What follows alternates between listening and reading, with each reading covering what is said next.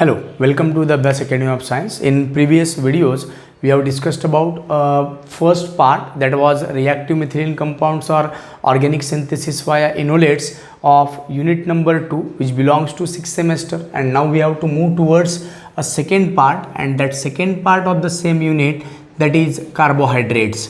So ये carbohydrates होते क्या है, कितने टाइप के होते हैं और इनका हमारे डेली लाइफ में क्या यूज़ है, ये चीज़ें हम लोग इस कार्बोहाइड्रेट्स में पढ़ने वाले हैं।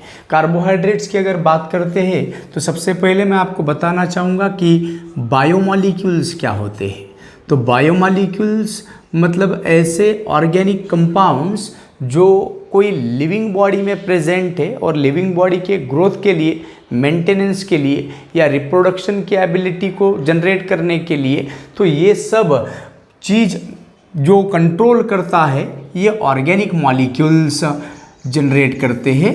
So such organic molecules which are present in all the living organisms and which are necessary for the growth, maintenance and reproduction of living organism, and that molecules are called as biomolecules. Now दो तरीके के biomolecules present होते हैं दोस्तों। एक ऐसे biomolecule जिनमें carbon की संख्या कम रहती है, तो ये जितने भी बायोमॉलिक्यूल्स हम लोग पढ़ने वाले हैं इसमें कार्बन प्रेजेंट रहने वाला है, हाइड्रोजन प्रेजेंट रहने वाला है, ऑक्सीजन प्रेजेंट रहने वाला है, नाइट्रोजन प्रेजेंट रहता है, फास्फोरस प्रेजेंट रहता है, सल्फर प्रेजेंट रहता है। तो ऐसे बायोमॉलिक्यूल जिनमें 1 से लेकर तो 30 तक के कार्बन अगर प्रेजेंट रहते हैं, सो दोज ऑर्गेनिक मॉलिक्यूल्स और those biomolecules which contain 1 to 30 carbon atoms, and another category of biomolecules which include all those organic molecules which contains more than 30 carbon atoms. So ऐसे जो 1 से 30 के बीच में carbon atoms की संख्या रहने वाले जो बायोमॉलिक्यूल्स है उसको हम लोग सिंपल बायोमॉलिक्यूल्स कहते हैं। लेकिन 30 से ज़्यादा कार्बन एटम प्रेजेंट है या फिर उससे भी ज़्यादा कार्बन एटम एक दूसरे के साथ में लिंक्ड होकर एक बड़ा जायंट मॉलिक्यूल बना रहे हैं जिसको आप लोग पॉलीमर कहते हो, तो ऐसे ही हम बायोमॉलिक्यूल्स को अब नया नाम देंगे और वो नया नाम है macromolecules. So macromolecules are nothing but the biomolecules, लेकिन उसमें कार्बन की संख्या आप लोगों को 30 से ज़्यादा दिखेगी। उनका जायंट मॉलिक्यूल्स होते हैं जिनका मॉलिक्यूलर वेट बहुत ज़्यादा होता है। सो ऐसे ही मैक्रोमॉलिक्यूल्स के बारे में हम लोग पढ़ने वाले हैं। अब कौन से मैक्रोमॉलिक्यूल्स की हम लोगों को ज़्यादा ज़रूरत पड़ने वाली है, तो सबसे पहला मैक्रोमॉलिक्यूल हम लोगों को इस सिलेबस में पढ़ना है कार्बोहाइड्रेट्स। उसके बाद में अमाइनो एसिड के कॉम्बिनेशन से बनने वाले प्रोटीन्स, वैसे ही फैट्स के बारे में बात करते हैं और वैसे ही न्यूक्लिक एसिड के बारे में बात करते हैं। न्यूक्लिक एसिड जो 2 प्रकार का होता है, एक को आप लोग डीएनए कहते हो और दूसरे को आरएनए कहते हो।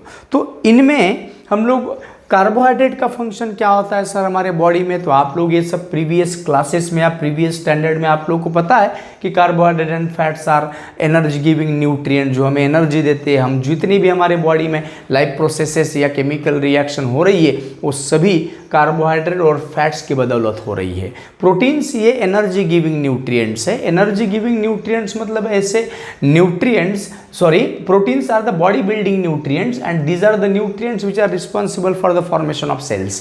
नए सेल जो हमारे बॉडी में बनने वाले हैं वो बनने वाले हैं प्रोटीन्स की वजह से। और न्यूक्लिक एसिड की अगर बात करते हैं तो न्यूक्लिक एसिड ये ऐसे मैक्रोमॉलिक्यूल्स है जो 2 प्रकार के होते हैं, डीएनए और RNA.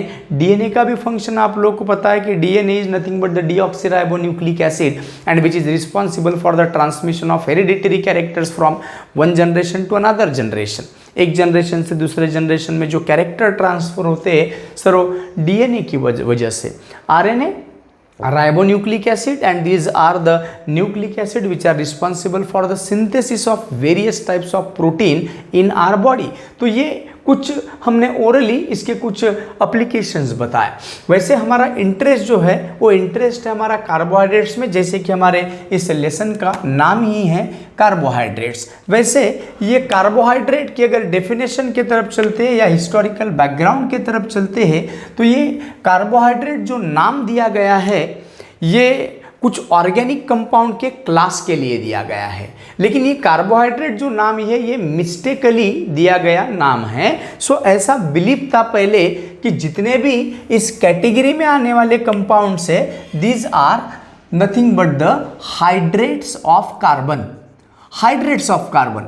So hydrates of carbon ये कार्बोहाइड्रेट का ओरिजिन है। हाइड्रेट्स ऑफ कार्बन क्या होते हैं? तो ऐसे ऑर्गेनिक कंपाउंड जिनमें जो कार्बन के हाइड्रेट्स है, मतलब कार्बन अगर एक संख्या में अगर रहते हैं तो वाटर मॉलिक्यूल, हाइड्रा मतलब वाटर, H2O की संख्या रहेगी Y। So their molecular formula for hydrates of carbon and carbohydrates that was CxH2 and Y। जैसे कि कुछ अगर कार्बोहाइड्रेट की अगर बात करते हैं, जैसे ग्लूकोज की अगर बात करते हैं, तो ग्लूकोज का मॉलिक्यूलर फॉर्मूला आपको पता होगा C6H12 और O6। ये C6H12O6 को मैं हाइड्रेट्स ऑफ कार्बन के फॉर्म में लिख सकता हूँ क्या? हाँ सर, कार्बन है 6, कार्बन 6 मतलब X की वैल्यू हो गई है 6 यहाँ पर, और H2O H12O6 को मैं लिखता हूँ H2O 6 टाइम्स, मतलब H2 इंटू 6 मतलब H12 और O 6 बन गया है। तो ये बन गया sir glucose hydrate of carbon. तो शुरुआत में ये जो कार्बोहाइड्रेट नाम दिया गया ये ऐसे ऑर्गेनिक कंपाउंड के लिए दिया गया जो हाइड्रेट्स ऑफ कार्बन के फॉर्म में रहते हैं, जिनका मॉलिक्यूलर फॉर्मूला CxH2O से मैच होता है। जैसे ग्लूकोज की अगर बात करते हो, जैसे कि आप लोग सुक्रोज की अगर बात करते हो, केन शुगर जिसको कहते हैं आप लोग, C12H22O11 and this can be written in the form C12। So here value of X is 12 and H2O and H2O we have to multiply it by 11, so 11 2s are 22 और O11, so ये बन गया sir. So these sucrose also follow the molecular formula CxH2O। तो शुरुआत में इन्हीं molecules को देखकर, इन्हीं मॉलिक्यूल्स के मॉलिक्यूलर फॉर्मूले को इनके मॉलिक्यूलर फॉर्मूले के साथ कंपेयर करके ऐसे नाम दिया गया carbohydrates. So these organic compounds whose molecular formula resembles with the hydrates of carbon CxH2O। और वो कंफर्म भी हुआ, लेकिन बाद में पता चला कि नहीं यार, ऐसे भी हमारे पास में कुछ कंपाउंड है जिनकी प्रॉपर्टीज ग्लूकोज सुक्रोज की तरह, मतलब कार्बोहाइड्रेट से मैच होती है, लेकिन मॉलिक्यूलर फॉर्मूला कार्बोहाइड्रेट से मैच नहीं होता। जैसे कि रैमनोज की अगर बात करते हो, रैमनोज की अगर बात करते हो, सो रैमनोज ये ऐसा एक कार्बोहाइड्रेट है जिसका मॉलिक्यूलर फॉर्मूला अगर देखोगे C6H12O5, ये उसका मॉलिक्यूलर फार्मूला है। अगर इसके मॉलिक्यूलर फार्मूले के साथ कंपेयर करना चाहते हो तो C6 ब्रैकेट के अंदर क्या लिखोगे, H2O, अब 5 लिखोगे तो ऑक्सीजन की संख्या तो बैलेंस हो गई, लेकिन हाइड्रोजन कितने हो रहे हैं यहाँ पर 10, जबकि आपको चाहिए कितने 12, मतलब रैमनोज ये आपके हाइड्रेट्स ऑफ कार्बन का मॉलिक्यूलर फार्मूला ओबे नहीं करता। वैसे ही अगर आप डीऑक्सीराइबोज शुगर की अगर बात करते हो, डीऑक्सीराइबोज शुगर जो डीएनए में प्रेजेंट होता है, उस डीऑक्सीराइबोज शुगर का फार्मूला क्या है, C5H10O5। डीऑक्सीराइबोज शुगर का फार्मूला अगर देखते हो तो structural formula CH2OH, CHOH, CHOH, CHOH, ये उसका structural formula. C double bond OH, तो मॉलिक्यूलर फार्मूला क्या बन जाएगा, 1 2 3 4 5 C5। हाइड्रोजन कितने हैं, 2 3 4 5 6 7 8 9 10 H10। ऑक्सीजन कितने हैं, अब ऑक्सीजन निकालना पड़ेगा 2-डीऑक्सीराइबोज के लिए। ऑक्सीजन कितने हैं, 1 2 3 और ये 4 बन गए। सो C5H10 एंड O4, ये बन गया 2-डीऑक्सीराइबोज शुगर का फॉर्मूला। अब 2-डीऑक्सीराइबोज शुगर के तरफ अगर चलते हो तो कार्बन कितने हैं, 5, हाइड्रोजन कितने हैं, 3 4 5 6 7 8 9 10, ऑक्सीजन कितने हैं, 1 2 3 और 4। तो सर ये कहीं मॉलिक्यूलर फार्मूला फिट नहीं हो रहा है, मतलब C5 H2O अगर लिखते हो तो 4 लिखोगे तो ऑक्सीजन की संख्या तो बैलेंस हो जाएगी, हाइड्रोजन की संख्या बैलेंस नहीं होगी। तो ये भी ऐसा ही कार्बोहाइड्रेट है जिनकी प्रॉपर्टीज ग्लूकोज सुक्रोज से मैच होती है, but their molecular formula do not resemble with the molecular formula of these carbohydrate. तो अब ये कुछ कार्बोहाइड्रेट मुझे ऐसे दिखे जो हाइड्रेट्स ऑफ कार्बन का मॉलिक्यूलर फार्मूला ओबे नहीं करते। उसके बाद में कुछ ऐसे मॉलिक्यूल भी मेरे पास में हैं जो कार्बोहाइड्रेट की तरह प्रॉपर्टीज तो नहीं दिखाते, लेकिन उनका मॉलिक्यूलर फार्मूला कार्बोहाइड्रेट से मैच होता है। जैसे कि आप फॉर्मिक एसिड की बात करो, फॉर्मिक एसिड HC≡OH। अब इसका मॉलिक्यूलर फार्मूला मतलब कार्बन है 1, हाइड्रोजन कितने हैं 2, H2, ऑक्सीजन कितने हैं सर O2। तो आप लोग इसको क्या लिख सकते हो, फॉर्मिक एसिड को इस तरीके से लिख सकते हो आप लोग। फॉर्मिक एसिड आप लोग यस फॉर्मल्डिहाइड की बात अगर करते हैं, formaldehyde HC≡OH, so HCH2 and O1।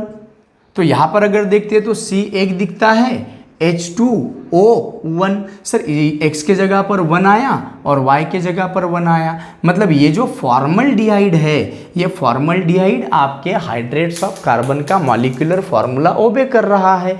So but this molecule do not show the properties of glucose, sucrose, rhamnose या डीऑक्सीराइबोज शुगर की तरह प्रॉपर्टीज नहीं शो करता।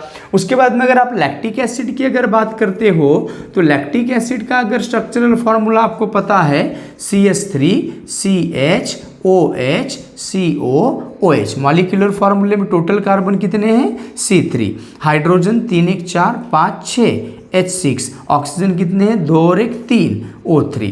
तो अभी इसका molecular formula hydrates of carbon से मैच होता है क्या, देखो C3 मतलब X के जगह पर 3 लिखे आप लोगों ने, H2O और थ्राइस, तो Y के जगह पर भी 3 आ गया, मतलब sir lactic acid obeys the formula of hydrates of carbon.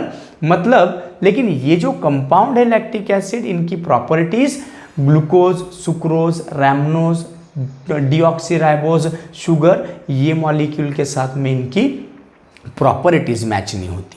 मतलब कुछ कार्बोहाइड्रेट ऐसे दिखे जिनका molecular formula hydrates of carbon मतलब ग्लूकोज, सुक्रोज के साथ में मैच नहीं हो रहा है, और कुछ मॉलिक्यूल ऐसे हैं जो कार्बोहाइड्रेट की तरह प्रॉपर्टीज तो शो नहीं करते, लेकिन उनका molecular formula hydrates of carbon से मैच होता है।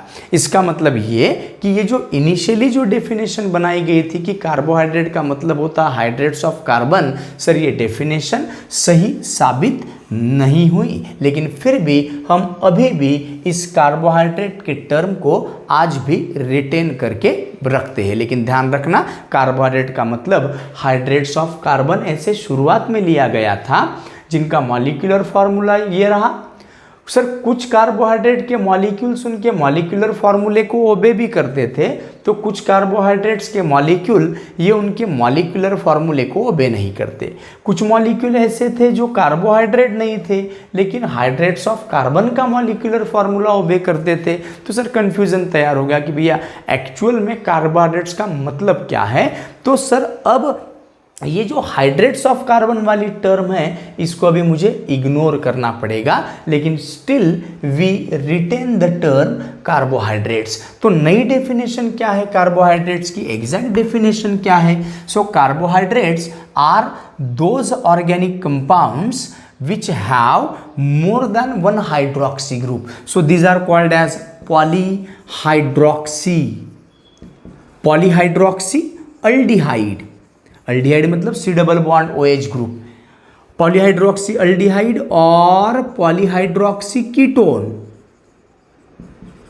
कीटोन मतलब C≡O ग्रुप और उसके दोनों बाजू में कार्बन कार्बन प्रेजेंट है। सो पॉलीहाइड्रोक्सी अल्डिहाइड और पॉलीहाइड्रोक्सी कीटोन उनको कहा जाएगा कार्बोहाइड्रेट। नहीं तो फिर ऐसे पॉलीहाइड्रोक्सी अल्डिहाइड या ऐसे पॉलीहाइड्रोक्सी कीटोन जिनके हाइड्रोलिसिस के बाद में आपको ऐसे पॉलीहाइड्रोक्सी अल्डिहाइड या पॉलीहाइड्रोक्सी कीटोन मिलते हो, ऐसे सभी कंपाउंड्स को क्या कहा गया कार्बोहाइड्रेट। जब सभी कार्बोहाइड्रेट का जब हम लोगों ने इन्वेस्टिगेशन किए, जैसे कि glucose, sucrose, starch, cellulose, glycogen, rhamnose, two deoxyribose sugar, तो इनका सभी स्ट्रक्चर का जब हम लोगों ने इन्वेस्टिगेशन किए तो एक पता चला कि एक तो ये खुद पॉलीहाइड्रोक्सी एल्डिहाइड या पॉलीहाइड्रोक्सी कीटोन है, या फिर ये ऐसे कंपाउंड है जिनके हाइड्रोलिसिस के बाद में हम लोगों को पॉलीहाइड्रोक्सी एल्डिहाइड या पॉलीहाइड्रोक्सी कीटोन्स मिलते हैं। तो नई डेफिनेशन क्या बनी हमारे पास में, द पॉलीहाइड्रोक्सी एल्डिहाइड और पॉलीहाइड्रोक्सी कीटोन और the compounds which gives polyhydroxyaldehyde or polyhydroxyketone on hydrolysis are called as carbohydrate। जबकि दूसरी भी डेफिनेशन हमारे पास में है कि पॉलीहाइड्रोक्सी एल्डिहाइड और पॉलीहाइड्रोक्सी कीटोन जिनमें एल्डिहाइडिक ग्रुप ये साइक्लिक हेमी एसिटल के फॉर्म में होगा या फिर ketonic group cyclic ketal group के फॉर्म में होगा, तो ऐसे पॉलीहाइड्रोक्सी कंपाउंड जिनमें aldehydic group cyclic hemi acetal के फॉर्म में है या फिर आपका कीटोनिक ग्रुप ये हेमी कीटल ग्रुप के फॉर्म में प्रेजेंट है, तो ऐसे कंपाउंड को भी हम लोग क्या कहते हैं, कार्बोहाइड्रेट्स कहते हैं। तो ये कार्बोहाइड्रेट्स की अगर बात करते हैं तो ऑलमोस्ट सभी लिविंग ऑर्गेनिजम्स में आप लोगों को कार्बोहाइड्रेट दिखते हैं, लेकिन ये कार्बोहाइड्रेट सिंथेसाइज करने की एबिलिटी कोई एनिमल में नहीं, ये कार्बोहाइड्रेट को सिंथेसाइज करने की एबिलिटी प्लांट्स में होती है and that process is called as photosynthesis. So photosynthesis भी आप लोग प्रीवियस स्टैंडर्ड में पढ़ चुके हो, जहाँ पर plant body carbon dioxide, water, sunlight और क्लोरोफिल के प्रेजेंस में इनके मदद से तैयार करता है C6H12 और O6 ये ग्लूकोज मॉलिक्यूल, और ये ग्लूकोज मॉलिक्यूल आपस में कंबाइन होकर स्टार्च बनाता है, सेलुलोज बनाता है। तो ये हम लोगों ने कार्बोहाइड्रेट के इंट्रोडक्शन पार्ट के बारे में बात की है, हिस्टोरिकल बैकग्राउंड के बारे में बात की है। अब कार्बोहाइड्रेट की डेफिनेशन मैं फिर से आपको रिपीट करा दूं कि कार्बोहाइड्रेट क्या है। तो ऐसे पॉलीहाइड्रोक्सी एल्डिहाइड या ऐसे पॉलीहाइड्रोक्सी कीटोन या फिर ऐसे कंपाउंड जो पॉलीहाइड्रोक्सी एल्डिहाइड या पॉलीहाइड्रोक्सी कीटोन देते हैं हाइड्रोलिसिस के बाद में।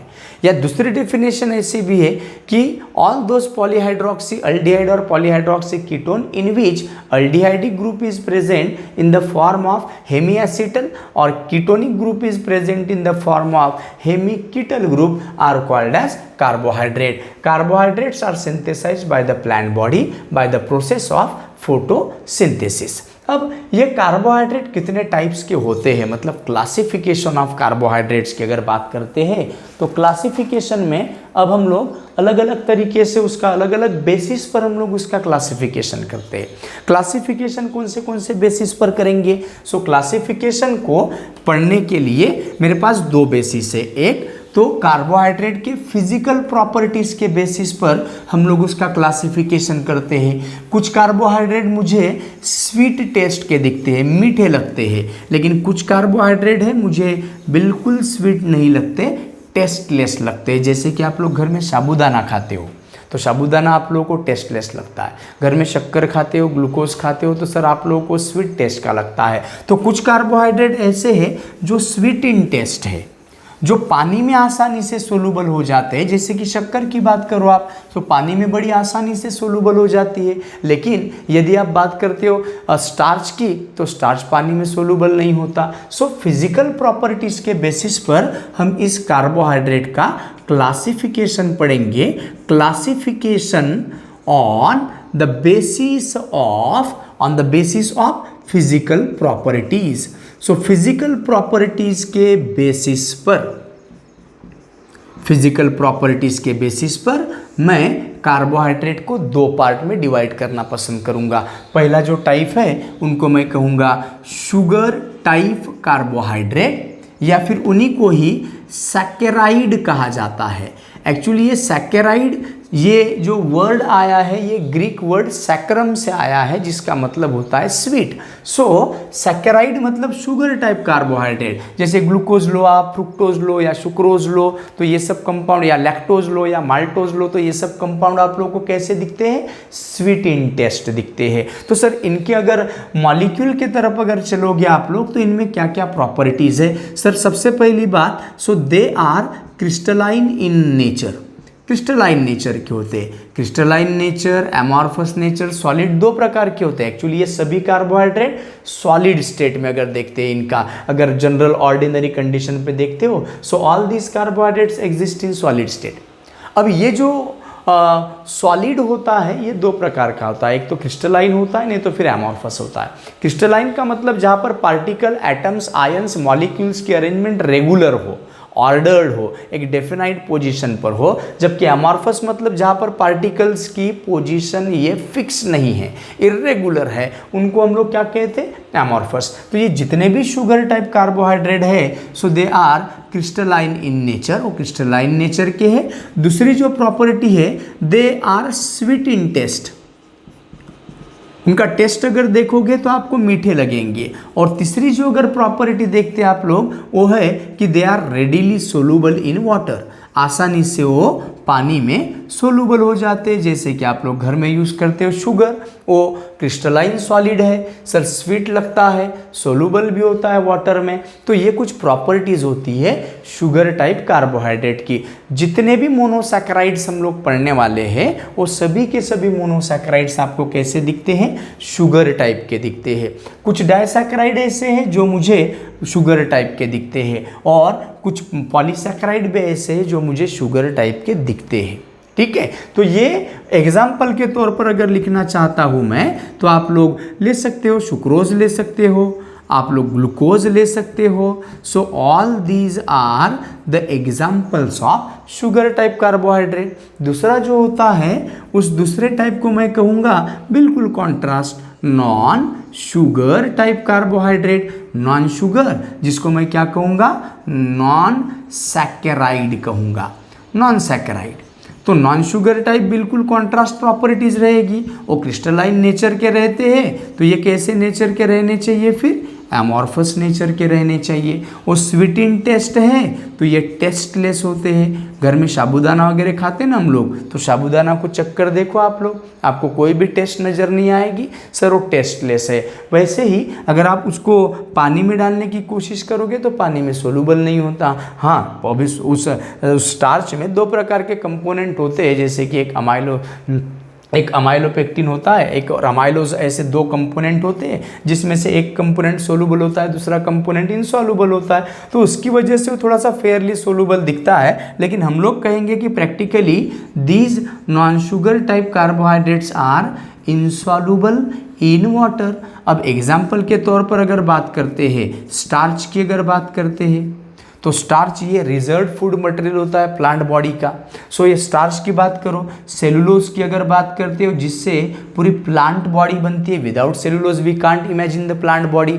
उसके बाद में वैसे ही ग्लाइकोजन की बात करते हो, तो glycogen is a type of carbohydrate, और ग्लाइकोजन ये एनिमल बॉडी के लिए रिजर्व फूड मटेरियल होता है। रिजर्व फूड मटेरियल का मतलब समझता है?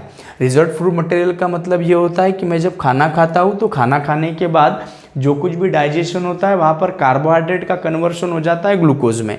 जितने बॉडी को ग्लूकोज की ज़रूरत पड़ेगी, उतनी बॉडी हमारी ग्लूकोज को यूज़ करेगी, और बचे हुए ग्लूकोज को स्टोर करके रखेगी, जैसे हम लोग बैंक में पैसे जमा करके रखते हैं, जाके जो कि आपातकालीन स्थिति में हम लोग उस बैंक से पैसे विड्रॉल कर सके। वैसे ही ग्लाइकोजन ये हमारे लिए रिजर्व फूड मटेरियल है। एक्सेस जो ग्लूकोज बनता है हमारे बॉडी में, हमारा लीवर क्या करता है? उस ग्लूकोज को ग्लाइकोजन के फॉर्म में स्टोर करके रखता है, और जब कभी हमारे बॉडी को कार्बोहाइड्रेट नहीं मिलेंगे, खाना नहीं मिलेगा, तो लीवर वापस इस ग्लाइकोजन को किस में कन्वर्ट कर देता है? ग्लूकोज में, और हमें उतने समय तक एनर्जी देने का काम करता है। जैसे ग्लाइकोजन हमारे लिए रिजर्व फूड मटेरियल है, वैसे स्टार्च प्लांट बॉडी का रिजर्व फूड मटेरियल होता है। तो ये मैंने क्लासिफिकेशन किया किसके बेसिस पर? उनके फिजिकल प्रॉपर्टीज के बेसिस पर। कौन सा क्लासिफिकेशन किया? Sir, on the basis of physical properties carbohydrates are of two type,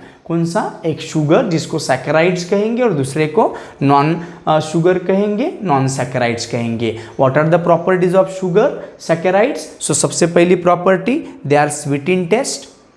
सबसे पहली property, they are crystalline in nature. दूसरा, they are sweet in taste. और तीसरा, they are soluble in water, वो सोलूबल होते हैं वाटर में। एग्जाम्पल लिखा सुक्रोज ग्लूकोज का। सेकेंड टाइप होता है नॉन शुगर टाइप के कार्बोहाइड्रेट, और उनकी प्रॉपर्टीज क्या लिखा मैंने? They are amorphous in nature, they are tasteless, they are insoluble in water. Example के तौर पर मैंने क्या लिखा है वहाँ पर? एग्जाम्पल के तौर पर लिखा है मैंने स्टार्च, सेलुलोज और ग्लाइकोजन लिखा है। नाउ सर ये क्लासिफिकेशन हुआ कार्बोहाइड्रेट्स का on the basis of their physical properties. अब मैं क्लासिफिकेशन करने जा रहा हूं इन कार्बोहाइड्रेट्स का, और वो क्लासिफिकेशन है on the basis of hydrolysis product. कि मैंने आपको कार्बोहाइड्रेट की डेफिनेशन क्या बताया? एक तो मॉलिक्यूल खुद एक पॉलीहाइड्रोक्सी अल्डिहाइड या पॉलीहाइड्रोक्सी कीटोन होगा, नहीं तो फिर ऐसे मॉलिक्यूल जिनका हाइड्रोलिसिस होने के बाद आपको पॉलीहाइड्रोक्सी अल्डिहाइड या पॉलीहाइड्रोक्सी कीटोन यदि मिलता है तो आप उसको भी कार्बोहाइड्रेट कहते हो। तो यहाँ पर मैं सेकेंड क्लासिफिकेशन करने जा रहा हूँ, classification on the basis of hydrolysis product. Hydrolysis अब मैं एक तो डाइल्यूट HCl के साथ में, मतलब डाइल्यूट H2SO4 के साथ, डाइल्यूट एसिड के साथ में करूंगा, नहीं तो फिर मैं एंजाइम की मदद से उनका हाइड्रोलिसिस करता हूं। तो अभी ये हाइड्रोलिसिस प्रोडक्ट क्या मिलते हैं उसके बेसिस पर हम लोग उसका क्या करेंगे? क्लासिफिकेशन। सो पहला जो क्लासिफिकेशन, पहला जो टाइप है उसको मैं कहूँगा मोनोसैकेराइड्स। मोनोसैकेराइड्स, तो ये monosaccharides as the name suggest, mono मतलब वन और सैकेराइड आया है कहाँ से? सैकरम से। मतलब सर ऐसे कार्बोहाइड्रेट्स जो खुद एक बेसिक यूनिट है, जो सबसे छोटा यूनिट है, इनको तोड़कर आप और दूसरे कार्बोहाइड्रेट नहीं बना सकते, जिनका और हाइड्रोलिसिस पॉसिबल नहीं होता है। फॉर एग्जाम्पल अगर हम लोग बात करते हैं, मुझे कोई ये लिखना है, जैसे मुझे कोई वर्ड लिखना है, मैंने कार्बोहाइड्रेट लिखना है, तो कार्बोहाइड्रेट को लिखने के लिए मैंने कौन से अल्फ़ाबेट की मदद लिया? कार्बन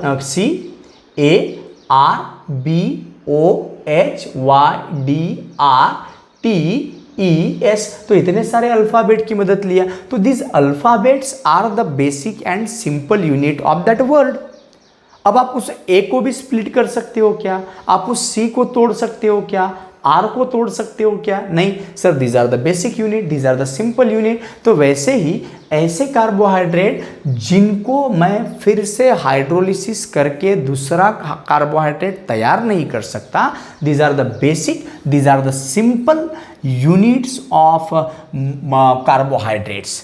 सो इनके हाइड्रोलिसिस के बाद में आपको कोई प्रोडक्ट नहीं मिलना है। सो मोनोसैकेराइड की डेफिनेशन क्या बनेगी? These are the simple, basic and functional unit of carbohydrate which can not be hydrolysed further. ऐसे कार्बोहाइड्रेट्स को मैं मोनोसैकेराइड कहूंगा। अब ये मोनोसैकेराइड्स की अगर बात करते हैं तो एग्जाम्पल के तौर पर मैं राइबोज शुगर ले सकता हूं, एग्जाम्पल के तौर पर मैं ग्लूकोज ले सकता हूं, एग्जाम्पल के तौर पर मैं फ्रुक्टोज ले सकता हूँ, एग्जाम्पल के तौर पर मैं गैलेक्टोज ले सकता हूँ। सो ऐसे ढेर सारे एग्जाम्पल ले सकता हूँ। अब अगर राइबोज शुगर में देखते हो तो 5 कार्बन होते हैं, ग्लूकोज में अगर देखते हो तो 6 कार्बन होते हैं, सर फ्रुक्टोज में अगर देखते हो तो 6 कार्बन होते हैं। सर राइबोज शुगर में 5 कार्बन है और कार्बोनिल ग्रुप प्रेजेंट होता है, कीटोनिक ग्रुप। ग्लूकोज में 6 कार्बन और अल्डिहाइडिक ग्रुप प्रेजेंट होता है। सर फ्रुक्टोज में 6 कार्बन और कीटोनिक ग्रुप प्रेजेंट होता है। तो कहने का मतलब ऐसा है कि सर इन मॉलिक्यूल का आप फिर से हाइड्रोलिसिस करके कोई दूसरा कार्बोहाइड्रेट तैयार नहीं कर सकते। These are the simple molecules. So ऐसे सिंपल बेसिक यूनिट जिनका फिर से हाइड्रोलिसिस नहीं किया जा सकता, ऐसे कार्बोहाइड्रेट को आप क्या कहोगे? मोनोसैकेराइड्स कहोगे। जैसे कि कुछ एग्जांपल्स मैंने आपके सामने लिखा। तो ये जो मोनोसैकेराइड्स मुझे दिखे, ये मोनोसैकेराइड्स में मेरे पास जो मोनोसैकेराइड मुझे आज तक पता चले हैं वो है 3 कार्बन से लेकर तो 9 कार्बन तक के मोनोसैकेराइड्स हमारे पास दिखते हैं सर, हमारे ऑब्जर्वेशंस में आए हैं सर। तो ये हो गया मोनोसैकेराइड्स के बारे में। And all the monosaccharides are sugar type carbohydrate. वो शुगर टाइप कार्बोहाइड्रेट है, मतलब वो स्वीट इन टेस्ट है, तो उसमें आप ग्लिसरॉल्डिहाइड भी ले सकते हो, उसमें डाइहाइड्रोक्सी कीटोन ले सकते हो। तो ये सभी के सभी मोनोसैकेराइड्स अगर आप देखोगे, so this are optically active. Optically active का मतलब होता है कि सर जो कंपाउंड प्लेन पोलराइज लाइट को रोटेट करने की एबिलिटी रखते हैं, जो आप बीएससी फर्स्ट ईयर में पढ़े हो कि ऐसे कंपाउंड जिनसे प्लेन पोलराइज लाइट पास करोगे, एक तो राइट हैंड साइड में रोटेट होगी, नहीं तो लेफ्ट हैंड साइड में रोटेट होगी, ऐसे कंपाउंड को आप ऑप्टिकली एक्टिव कहते हो। तो सभी के सभी मोनोसैकेराइड्स आपको ऑप्टिकली एक्टिव दिखते हैं, सिवाय एक कंपाउंड को छोड़कर जिसको कहा जाता है डाइहाइड्रोक्सी कीटोन। तो ये होता है सर वो dihydroxy ketone, CH2OH CO CH2OH, ये डाइहाइड्रोक्सी कीटोन जिसमें कोई असिमेट्रिक कार्बन एटम नहीं है, तो वो ऑप्टिकल एक्टिव नहीं दिखाएगा। सिर्फ इस एक्सेप्शन को अगर छोड़ दिया आपने, तो आपको सभी के सभी मोनोसैकेराइड कैसे दिखेंगे? ऑप्टिकली एक्टिव दिखेंगे, जिनमें आपको एक या एक से ज़्यादा असिमेट्रिक कार्बन एटम दिखते हैं। तो ये हो गया मोनोसैकेराइड्स के बारे में। उसके बाद में सेकेंड मैं ओलिगोसैकेराइड्स की बात करता हूँ। ओलिगोसैकेराइड्स, सो ओलिगोसैकेराइड्स क्या होते हैं? So oligosaccharides are those carbohydrate which on hydrolysis gives 2 to 10 monosaccharides. Monosaccharides के कितने यूनिट मिल रहे हैं आपको? 2 से 10। जैसे कि आप माल्टोज को ले लो। माल्टोज का अगर आप हाइड्रोलिसिस करोगे तो ग्लूकोज प्लस ग्लूकोज मिलेगा, मतलब 2 मोनोसैकेराइड मिलेंगे। वैसे अगर आप लोग बात करते हो सुक्रोज की, तो सुक्रोज से आप लोगों को मिलता है एक ग्लूकोज, एक फ्रुक्टोज का मॉलिक्यूल। मतलब ये ऐसे मॉलिक्यूल्स है जिनके हाइड्रोलिसिस के बाद आपको कभी 2 मोनोसैकेराइड्स मिलेंगे, या 3 यूनिट मोनोसैकेराइड मिलेंगे, 4 यूनिट मोनोसैकेराइड मिलेंगे, 5 यूनिट मोनोसैकेराइड मिलेंगे। सो 2 से लेकर 10 मोनोसैकेराइड्स आप लोगों को मिलते हैं। जैसे कि देख लो, मैं माल्टोज की बात करता हूँ। माल्टोज का फॉर्मूला होता है C12H22O11।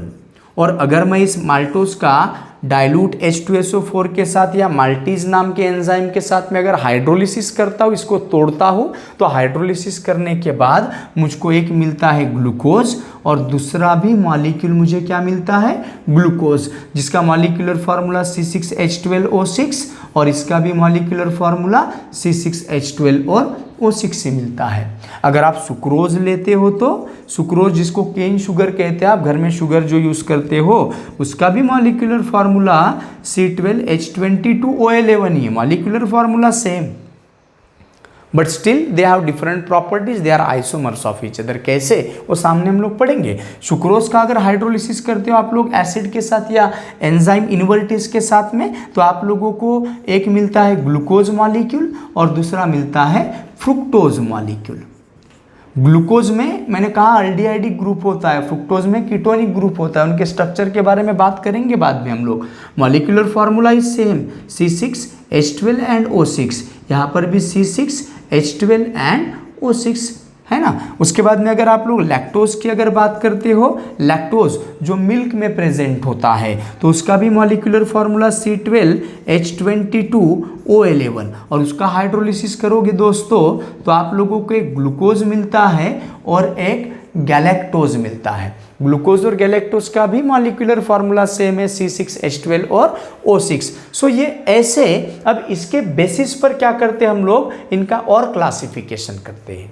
जैसे कि आप लोग माल्टोज को देखो, सुक्रोज को देखो, लैक्टोज को देखो, तो इनके हाइड्रोलिसिस के बाद में आप लोगों को कितने मॉलिक्यूल्स मिल रहे हैं मोनोसैकेराइड के? 2 मॉलिक्यूल्स मिल रहे हैं। लेकिन हमारे पास कुछ ओलिगोसैकेराइड्स ऐसे भी है, जैसे कि हम लोग रैफिनोज की अगर बात करते हैं, तो रैफिनोज की अगर बात करते हैं तो ग्लूकोज, फ्रुक्टोज और गैलेक्टोज मिलता है। सो रैफिनोज की अगर बात करते हो तो आपको ग्लूकोज मिलता है, आपको फ्रुक्टोज मिलता है, आपको गैलेक्टोज मिलता है हाइड्रोलिसिस के बाद में। कितने मोनोसैकेराइड मिले आप लोगों को? 3 मोनोसैकेराइड मिले हैं। सो रैफिनोज का मॉलिक्यूलर फार्मूला अगर देखोगे तो इसका मॉलिक्यूलर फार्मूला C12 तो 6 कार्बन ऐड कर दो C18, H22 10 हाइड्रोजन ऐड कर दो H32, ऑक्सीजन कितने थे यहाँ पर 11, यहाँ पर ऑक्सीजन 5 ऐड कर दो, 11 और 5 16, तो ये बन गया sir molecular formula. So molecular formula for raffinose is C18, H32 and O16, but these carbohydrate on hydrolysis gives 3 number or 3 moles or 3 units of monosaccharide, may be of same type or may be of different type, we are not interested। हमारा interest है कि कितने number में मिल रहे हैं, तो 3 number में मिल रहे हैं सर मुझे। तो ये जो रैफिनोज है ये ऐसा ओलिगोसैकेराइड है जो 3 मोनोसैकेराइड को देता है हाइड्रोलिसिस के बाद में। तो ये जो 2 मोनोसैकेराइड दे रहे थे दोस्तों, इनको आप लोग कहोगे डाइसैकेराइड्स। सो ओलिगोसैकेराइड्स को भी आप फिर से क्लासिफाई कर सकते हो disaccharide. Disaccharides are those oligosaccharides which on hydrolysis gives 2 units of monosaccharide, may be same or may be different type। ये एग्जाम्पल लिया। वैसे अगर मैं बात करता हूं सेकेंड टाइप, तो ट्राइसैकेराइड। ट्राइसैकेराइड मतलब the carbohydrates or the oligosaccharides which on hydrolysis gives 3 units of monosaccharides are called as ट्राइसैकेराइड्स। वैसे ही टेट्रासैकेराइड्स है जिसमें हम लोग स्टैच्यूज लेते हैं, जिसका मॉलिक्यूलर फार्मूला अगर देखना है तो 18 में आप लोग 6 ऐड करोगे, उसके बाद 32 में आप 10 ऐड करोगे, ऑक्सीजन में फिर से आप लोग 5 ऐड करोगे तो आपको टेट्रासैकेराइड मिलेगा जो आपको 4 यूनिट्स देगा। ऐसे ही मोनोसैकेराइड्स के, ऐसे ही पेंटासैकेराइड, ऐसे hexasaccharide and so on. So oligosaccharides are those carbohydrates which gives 2 to 10 number of monosaccharides on hydrolysis, and depending upon the number of units obtained, these are further classified into 2 types, disaccharide and trisaccharide, tetrasaccharide, pentasaccharide and so on. ये हो गया oligosaccharides के बारे में। एक monosaccharides पढ़े, दूसरा oligosaccharides पढ़े और तीसरा पढ़ेंगे हम लोग polysaccharides. So polysaccharides as a name suggest, नाम से ही पता चल रहा है आप लोगों को कि पॉलीसैकेराइड्स क्या है। पॉली मतलब मोर देन 1। अब n नंबर ऑफ मोनोसैकेराइड्स को जनरेट करेंगे, n number of monosaccharides units. So ऐसे मॉलिक्यूल्स, ऐसे कार्बोहाइड्रेट जिनका अगर आप हाइड्रोलिसिस करोगे तो आपको 1 नहीं, 2 नहीं, 3 नहीं, ऐसे n नंबर ढेर सारे मोनोसैकेराइड्स के मॉलिक्यूल्स मिलते हैं। तो ये n क्या है सर? n कोई एग्जैक्ट वैल्यू नहीं है सर। n की वैल्यू रेंज करती है 100 से लेकर तो 3000 तक लेकर, मतलब ऐसे 100 मॉलिक्यूल एक दूसरे के साथ लिंक होंगे उस मॉलिक्यूल में, या ऐसे 3000 मॉलिक्यूल एक दूसरे के साथ में लिंक होंगे उस मॉलिक्यूल में। सो हाइड्रोलिसिस के बाद में ऐसे carbohydrates which gives n number of units of monosaccharides on hydrolysis where n is not a exact number and whose values ranges from 100 to 3000। और अगर इसका आप लोग मॉलिक्यूलर फार्मूला, जनरल फार्मूले की अगर बात करते हो कि जनरल फार्मूला क्या है सर इनका, तो जनरल फार्मूला होता है C6H10 और O5 n टाइम्स। तो ये होता है सर उनका जनरल फार्मूला। सो ये पॉलीसैकेराइड्स के बारे में बात की हम लोगों ने। सो पॉलीसैकेराइड्स मतलब क्या? सो ऐसे मोनोसैकेराइड, ऐसे कार्बोहाइड्रेट्स जिनके हाइड्रोलिसिस के बाद में आपको n नंबर ऑफ मोनोसैकेराइड्स मिलते हैं। जैसे कि सेलुलोज की अगर बात करते हो तो आपको ऐसे हजारों ग्लूकोज के मॉलिक्यूल्स मिलते हैं। तो ये पॉलीसैकेराइड्स कहलाते हैं। तो पॉलीसैकेराइड्स के एग्जांपल में मैंने बताया ना आप लोगों को इसके पहले भी कि स्टार्च हो गया, सेलुलोज हो गया, ग्लाइकोजन हो गया, all these are the polysaccharides. और मैक्सिमम पॉलीसैकेराइड्स आपको कैसे दिखते हैं?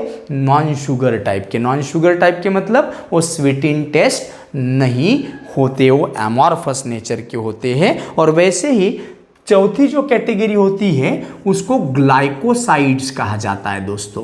अब ग्लाइकोसाइड्स क्या है? जैसे कि एटीपी आप लोगों ने सुने होंगे, एटीपी जिसको आप लोग क्या कहते हो? Energy currency of cell.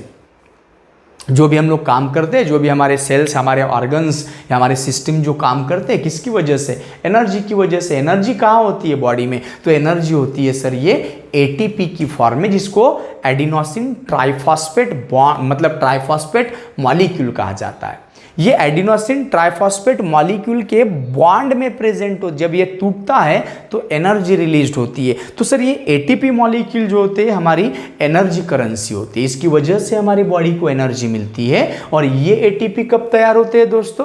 तो रेस्पिरेशन होने के बाद हमारा बॉडी क्या करता है सर? रेस्पिरेशन के बाद में CO2, H2O और ऐसे एटीपी मॉलिक्यूल्स बनाता है। सो एटीपी मॉलिक्यूल्स भी ऐसे ही कुछ कार्बोहाइड्रेट के एग्जाम्पल है, लेकिन ध्यान रखना कि ये आप कार्बोहाइड्रेट का, ये एटीपी का जब आप लोग हाइड्रोलिसिस करोगे तो आप लोगों को सिर्फ मोनोसैकेराइड ही नहीं मिलेंगे, तो नॉन कार्बोहाइड्रेट वाला पार्ट भी मिलता है।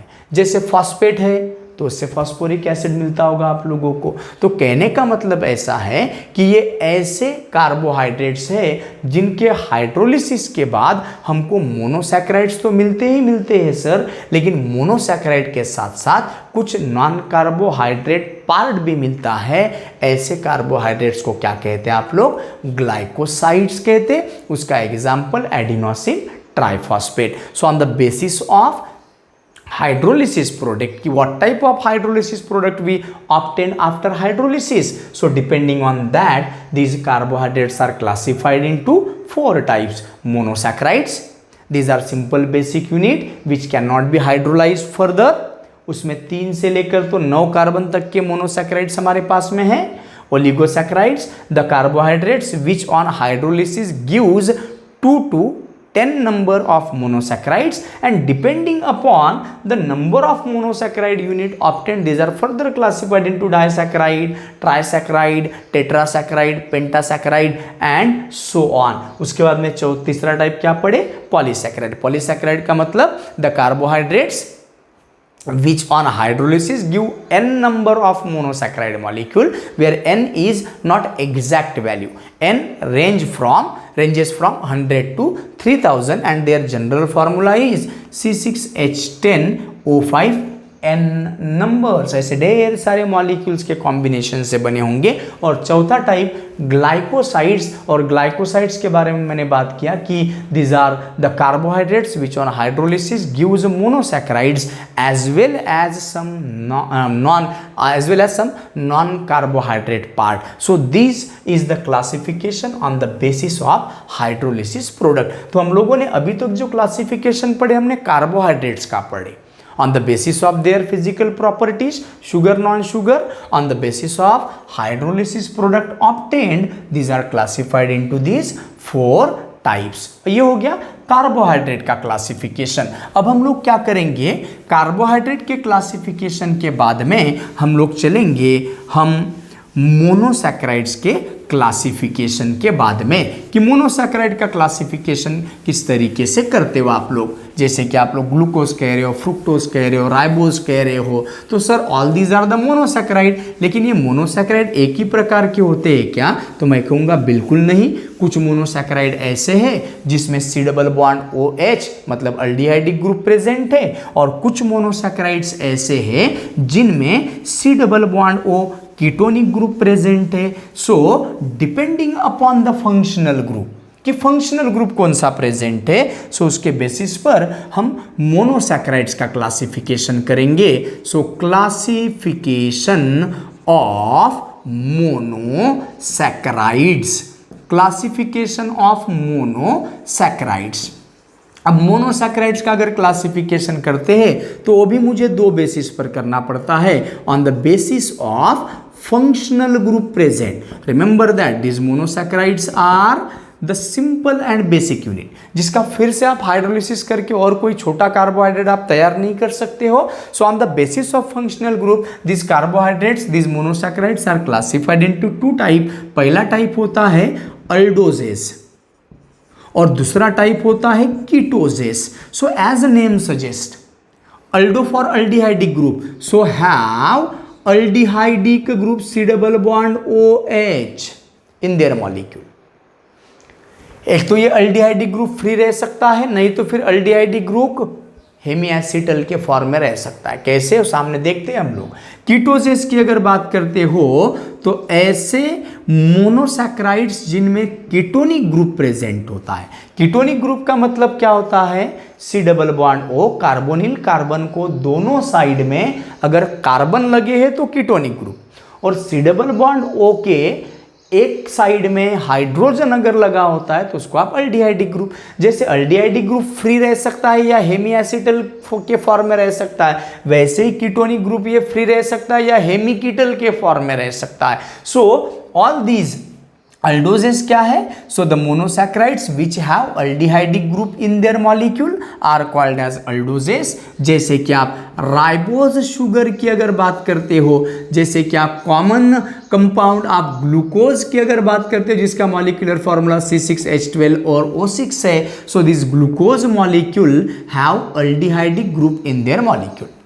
So the ketoses are those monosaccharides which have ketonic group either free or in hemiketal form, and example is, most common example is fructose. So formula C6H12 और O6, और यहाँ पर जो group रहेगा कौन सा ग्रुप रहेगा, कीटोनिक ग्रुप, यहाँ पर कौन सा, अल्डिहाइडिक ग्रुप। तो ये हो गया सर क्लासिफिकेशन किनका, मोनोसैकेराइड्स का on the basis of their functional group. उसके बाद में तो ये, उसके बाद में सेकेंड वर्ड के अगर तरफ चलते हैं, सेकेंड क्लासिफिकेशन के तरफ चलते हैं। सो on the basis of carbon atoms, on the basis of carbon atoms, तो मैंने आपको क्या बताया मोनोसैकेराइड्स में कि हमारे पास में मोनोसैकेराइड्स जो मिले वो 3 कार्बन वाले मिले, 4 कार्बन वाले मिले, 5 कार्बन वाले, 6, 7, 8, 9, सो 9 कार्बन तक के मोनोसैकेराइड्स हमारे पास में है। तो कितने कार्बन प्रेजेंट है,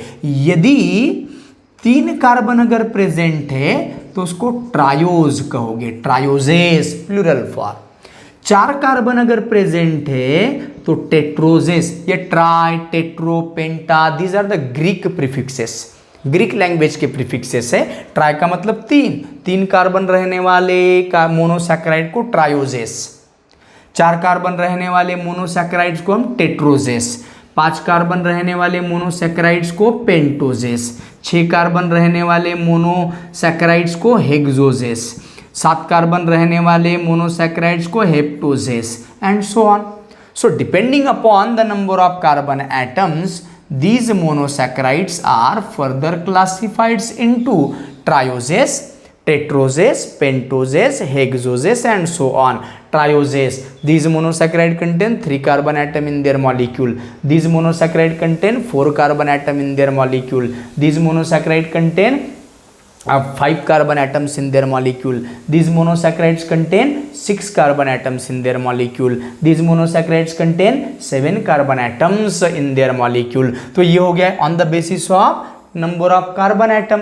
So thus एक चीज यहाँ पर क्लियर हो रही है कि सर यदि हम ग्लूकोज की अगर बात करते हैं तो ग्लूकोज का नाम क्या हो सकता है, सर ग्लूकोज में होते हैं 6 कार्बन, 6 कार्बन मतलब हेक्सोजेस, और ग्लूकोज में होता है अल्डिहाइडिक ग्रुप, अल्डिहाइडिक ग्रुप अगर रहेगा तो क्या कहते हैं आप, अल्डोजेस। सो हेक्सोजेस प्लस अल्डोजेस, इनके कॉम्बिनेशन से बनेगा अल्डो हेक्सोज, अल्डो हेक्सोज, ये बन गया। सो ग्लूकोज का भी नाम क्या देंगे हम लोग, अल्डो हेक्सोज कहेंगे। अल्डो हेक्सोज फैमिली का एक मेंबर है ग्लूकोज, ध्यान रखना।